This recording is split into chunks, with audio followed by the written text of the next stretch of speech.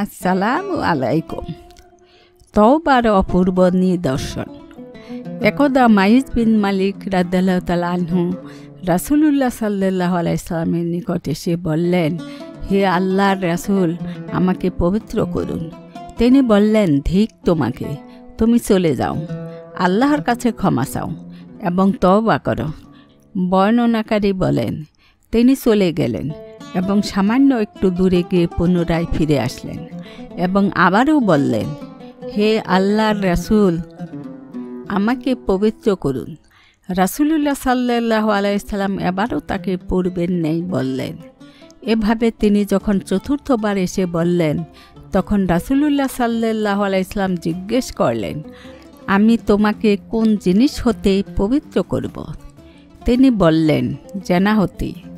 তার কথা শুনে রাসূলুল্লাহ সাল্লাল্লাহু আলাইহি সাল্লাম সাহাবীগণকে জিজ্ঞেস করলেন, এই লোকটি কি পাগল? লোকেরা বলল, না, সে পাগল নয়। তিনি আবার বললেন, লোকটি কি মদ পান করেছে? তৎক্ষণাৎ এক ব্যক্তি দাঁড়িয়ে তার মুখ শুকে তার মুখ হতে মদের কোনো গন্ধ পেল না। অতঃপর তিনি তাকে জিজ্ঞেস করলেন, তুমি কি সত্যি জেনা করেছ? সে বলল, হ্যাঁ। এরপর তিনি রজমের নির্দেশ দিলেন। তখন তাকে রজম করা হলো। এ ঘটনার 2-3 দিন পর রাসূলুল্লাহ সাল্লাল্লাহু আলাইহি সাল্লাম সাহাবীগণের নিকট এসে বললেন, তোমরা মাইজ বিন মালিকের জন্য ক্ষমা প্রার্থনা করো। বর্ণনাকারী বলেন, তখন সাহাবীগণ বললেন, আল্লাহ মাইজ বিন মালিককে ক্ষমা করুন। এরপর রাসূলুল্লাহ সাল্লাল্লাহু আলাইহি সাল্লাম বললেন, সে এমন তওবা করেছে, যদি তা সমস্ত উম্মতের মধ্যে বিতরণ করে দেওয়া হয় তবে তা সকলের জন্য যথেষ্ট হবে। এরপর আজদ বংশের গামেদী গোত্রীয় এক মহিলা এসে বলল, হে আল্লাহর রাসূল, আমাকে পবিত্র করুন। তিনি বললেন, ধিক তোমাকে, তুমি চলে যাও, আল্লাহর কাছে ক্ষমা চাও এবং তওবা করো। তখন মহিলাটি বলল, আপনি মাইজ বিন মালিককে যেভাবে ফিরিয়ে দিয়েছেন, আমাকেও কি সেভাবে ফিরিয়ে দিতে চান? আমার গর্ভের এই সন্তান জেনার। তিনি জিজ্ঞেস করলেন, তুমি কি সত্যি অন্তঃসত্ত্বা? মহিলাটি বলল, হ্যাঁ। তখন তিনি বললেন, যাও, তোমার পেটের বাচ্চা প্রসব হওয়া পর্যন্ত অপেক্ষা করো। বর্ণনাকারী বলেন, আনসারী এক লোক মহিলাটির সন্তান হওয়া পর্যন্ত তাকে নিজের তত্ত্বাবধানে নিয়ে গেলেন। সন্তান প্রসব হওয়ার পর ওই লোকটি রাসূলুল্লাহ সাল্লাল্লাহু আলাইহি সাল্লাম এর খেদমতে এসে বলল, গামেদী মহিলাটি সন্তান প্রসব করেছে। এবার তিনি রাসূল সাল্লাল্লাহু আলাইহি সাল্লামকে বললেন, এই শিশু বাচ্চাটিকে রেখে আমরা মহিলাটিকে রজম করতে পারি না, কারণ তাকে দুধ পান করানোর মতো কেউ নেই। এ সময় জনৈক আনসারী দাঁড়িয়ে বলল, হে আল্লাহর রাসূল, আমি তার দুধ খাওয়ানোর ব্যবস্থা করব। রাবী বলেন, তখন তিনি তাকে রজম করলেন।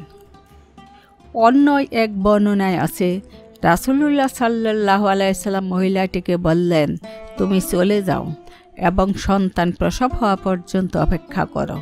অতঃপর সন্তান প্রসবের পর যখন সে আসলো, তখন তিনি বললেন, আবার চলে যাও এবং তাকে দুধ পান করাও এবং দুধ ছাড়ানো পর্যন্ত অপেক্ষা করো। পরে যখন বাচ্চাটির দুধ খাওয়া বন্ধ হয়, তখন মহিলাটি বাচ্চার হাতে এক খণ্ড রুটির টুকরা দিয়ে তাকে সাথে নিয়ে রাসূলুল্লাহ সাল্লাল্লাহু আলাইহি সাল্লাম এর খেদমতে হাজির হলো। এবার মহিলাটি এসে বলল, হে আল্লাহর নবী, এই দেখুন, আমি তাকে দুধ ছাড়িয়েছি, এমনকি সে নিজে হাতে খানাও খেতে পারে। তখন রাসূলুল্লাহ সাল্লাল্লাহু আলাইহি সাল্লাম বাচ্চাটিকে একজন মুসলমানের হাতে তুলে দিলেন। পরে মহিলাটির জন্য গর্ত খোঁড়ার নির্দেশ দিলেন। তার জন্য বক্ষ পর্যন্ত গর্ত খনন করা হলো।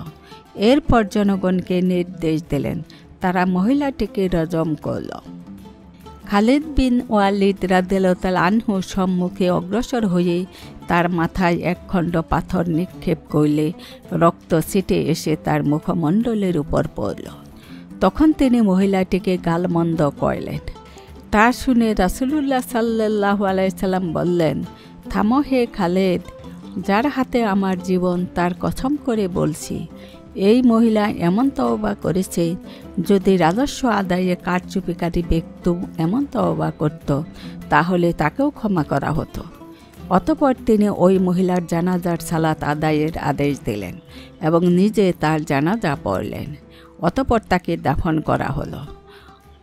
অন্য বর্ণনায় এসেছে, রাসূলুল্লাহ সাল্লাল্লাহু আলাইহি সাল্লাম তার জানাজা পড়লে ওমর রাদিয়াল্লাহু আনহু বললেন, হে আল্লাহর নবী, আপনি তার জানাজা পড়লেন, অথচ সে জেনা করেছে। জবাবে রাসূলুল্লাহ সাল্লাল্লাহু আলাইহি সাল্লাম বললেন, এই মহিলা এমন তওবা করেছে যে তা ৭০ জন মদিনাবাসীর মধ্যে বন্টন করে দিলেও যথেষ্ট হয়ে যেত। তুমি কি এর চাইতে উত্তম কোনো তওবা পাবে? যে ব্যক্তি স্রেফ আল্লাহর সন্তুষ্টির জন্য নিজের জীবন উৎসর্গ করেছে। শিক্ষা: বান্দার গুনাহ মাপের অন্যতম মাধ্যম হলো তওবা। সে এর মাধ্যমে পুত পবিত্র হয়ে মহান আল্লাহর প্রিয়ভাজন হতে পারে। আসসালামু আলাইকুম।